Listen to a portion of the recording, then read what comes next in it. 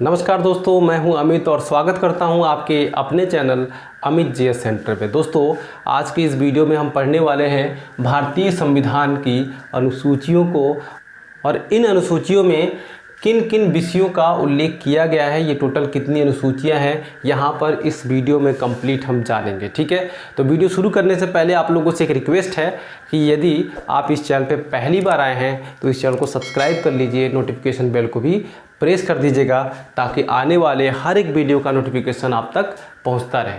ठीक है दोस्तों, और वीडियो पसंद आए तो वीडियो को लाइक करना मत भूलिएगा। कमेंट करके मुझे ज़रूर बताइएगा कि अगली वीडियो आपको किस टॉपिक से चाहिए और ये वीडियो आपको कैसी लगी। ठीक है, तो चलिए हम लोग शुरू करते हैं। आज का जो ये भारतीय संविधान की अनुसूची है इसके बारे में जान लेते हैं। ये अनुसूची जो है टोटल 12 अनुसूचियों में डिवाइडेड है। ठीक है, भारतीय संविधान में कुल कितनी अनुसूचियां हैं? 12 अनुसूचियां हैं। ठीक है, तो उन अनुसूचियों में किन किन विषयों का उल्लेख किया गया है यहाँ पर हम जानते हैं। ठीक है, तो चलिए हम लोग जानते हैं पहले अनुसूची में किस विषय में या किस विषय का उल्लेख किया गया है। तो पहली अनुसूची में, प्रथम अनुसूची में उल्लेख किया गया है राज्य और संघ शासित प्रदेशों के बारे में। ठीक है, यानी कि हमारे देश में कुल कितने राज्य हैं और कितने संघ शासित राज्य हैं उसके बारे में यहाँ पर उल्लेख किया गया है। तो यहाँ पे लिख लेते हैं राज्यों व संघ शासित क्षेत्रों का उल्लेख किया गया है। ठीक है ना। अब द्वितीय अनुसूची आती है। ठीक है, तो आइए हम देखते हैं दूसरे अनुसूची में क्या बोला गया है। ठीक है, दूसरे सूची में किन चीज़ों का उल्लेख किया गया है। तो यहाँ पर जैसे कि यहाँ पे देख लीजिए राज्य और संघ शासित क्षेत्र का उल्लेख कर दिया गया है। तो अब इनको चलाने के लिए जो पदाधिकारी हैं उनके वेतन भत्तों का उल्लेख किसमें किया जाता है? तो ये किया जाता है द्वितीय अनुसूची में। किसमें? द्वितीय अनुसूची में किया जाता है। ठीक है, तो यहाँ पर लिख लेते हैं राज्य व संघ के पदाधिकारियों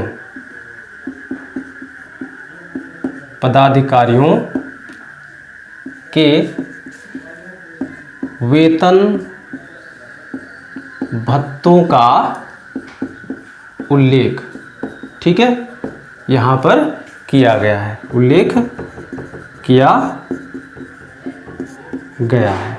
ठीक है, इतना क्लियर। अब देखिए यहाँ पे तीसरे अनुसूची में क्या बोला गया है। तो तीसरे अनुसूची में क्या बोला गया है?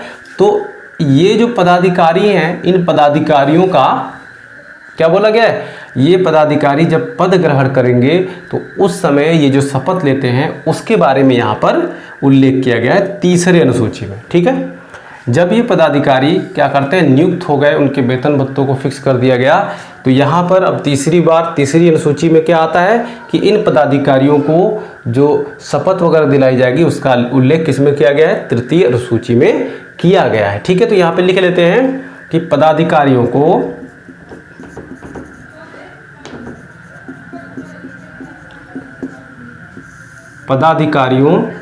के पद ग्रहण के समय ली जाने वाली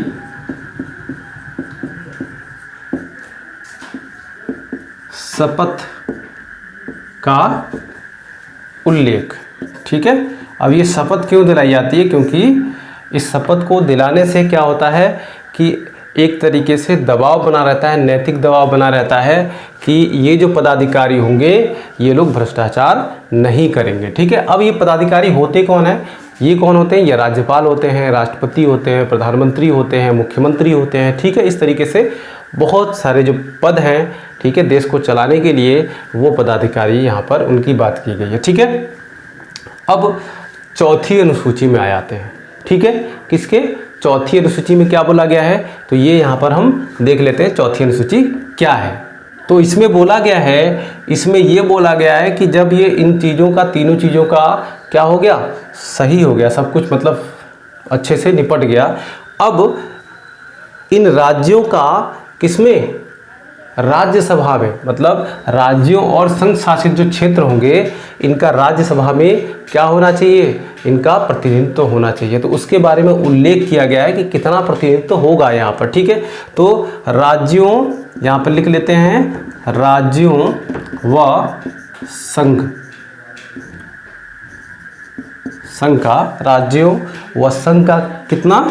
यहाँ पर राज्यसभा में प्रतिनिधित्व का उल्लेख किया गया है। ठीक है, किसका उल्लेख किया गया है? इनका। किसका? राज्यों व संघ का राज्यसभा में प्रतिनिधित्व कितना होगा? इन सब चीज़ों का विस्तृत उल्लेख चौथी अनुसूची में की गई है। ठीक है, तो यहाँ पर मैं आपको केवल एक ब्रीफ नॉलेज दे रहा हूँ ताकि आप लोगों को एक कॉन्सेप्ट बना रहे आपके माइंड में। ठीक है, अब हम पढ़ते हैं पांचवी अनुसूची को। ठीक है, पांचवी अनुसूची में क्या बोला गया है? ठीक है, तो पांचवी अनुसूची में बोला गया है कि जो अनुसूचित क्षेत्र है, ठीक है, क्या है? जो अनुसूचित क्षेत्र हैं, ठीक है, और अनुसूचित जनजाति के जो लोग हैं उनका प्रशासन और नियंत्रण किस प्रकार से किया जाएगा। ठीक है, तो उसका उल्लेख हो गया ना। तो यहाँ पर अनुसूचित क्षेत्रों व अनुसूचित जातियों का प्रशासन व नियंत्रण का उल्लेख। ठीक है, किसका उल्लेख? इनका उल्लेख। ठीक है, अनुसूचित क्षेत्रों व अनुसूचित जातियों का प्रशासन व नियंत्रण का उल्लेख इस पांचवी अनुसूची में की गई है। ठीक है, इतना चीज़ क्लियर। अब छठी अनुसूची में देखते हैं, इसमें भी ये भी क्या है? अनुसूचित क्षेत्रों से ही संबंधित है। ठीक है, ये दोनों। तो इसमें स्पेशली किसमें? इस छठी अनुसूची में स्पेशली किसकी बात की गई है? तो असम,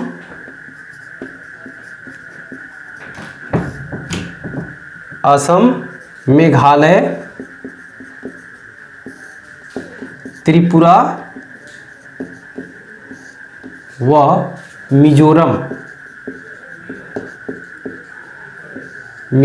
के अनुसूचित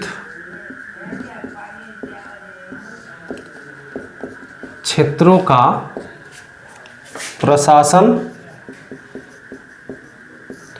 ठीक है, प्रशासन व नियंत्रण का उल्लेख किया गया है। ठीक है, इतना क्लियर हो गया। चलिए अब हम सातवीं और बाकी के जितने भी अनुसूची उनको देखते हैं। सातवें अनुसूची को, ठीक है, किसको? सातवें अनुसूची को। इसमें देखिए, इसमें किसका उल्लेख किया गया है? इसमें जो राज्य सरकारें हैं और जो केंद्र सरकार है इनके शक्तियों का बंटवारा किया गया है। ठीक है ना, तो यहाँ पे लिखते हैं राज्यों व संघ के शक्तियों का बंटवारा का उल्लेख किया गया है। ठीक है, चलिए अगला देख लेते हैं। यहाँ पे लिख लेते हैं आठवीं अनुसूची। इसमें किसका उल्लेख किया गया दोस्तों? तो इसमें किया गया है भारत के जो 22 भाषाएं हैं, ठीक है, भारत की 22 भाषाओं का उल्लेख किया गया है। ठीक है, शुरुआत में कितनी भाषाएं थी? इसमें 14 भाषाएं थी। ठीक है, बाद में बढ़ाई गई हैं।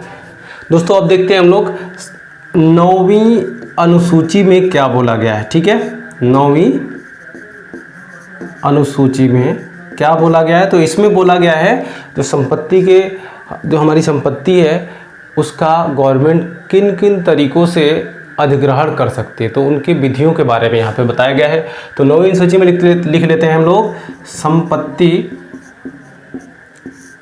के अधिग्रहण,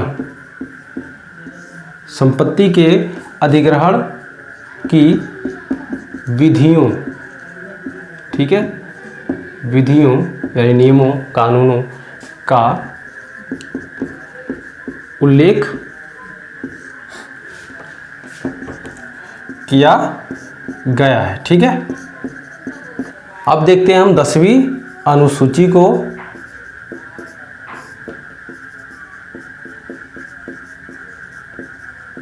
दसवीं अनुसूची, इसमें इस अनुसूची में किस विषय का उल्लेख किया गया? तो इसमें दल बदल,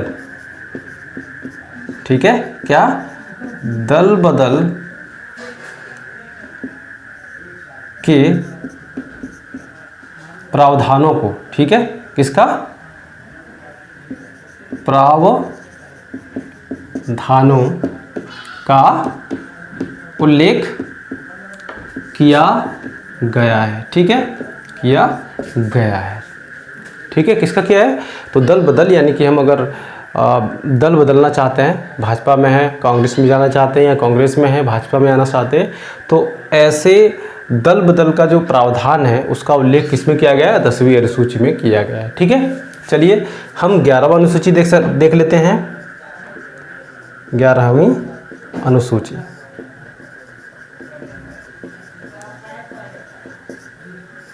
इसमें किस विषय का उल्लेख किया गया है? तो इसमें किसका उल्लेख किया गया है? पंचायती राज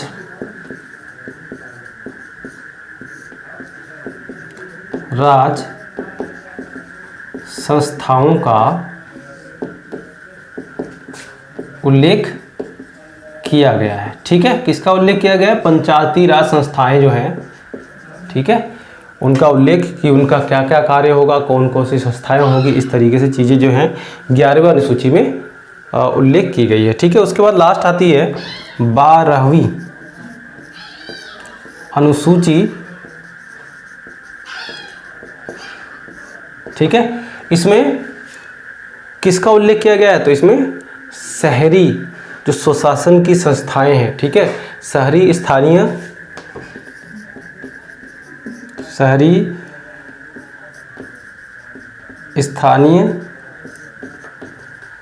स्वशासन की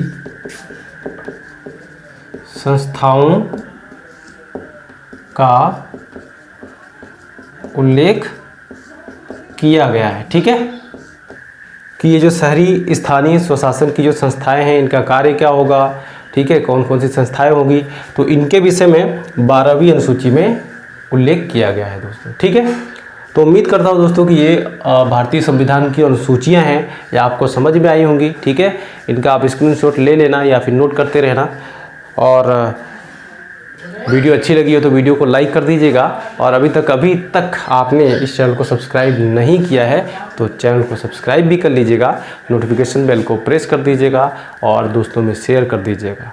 तो मिलते हैं अगले वीडियो में, तब तक के लिए जय हिंद।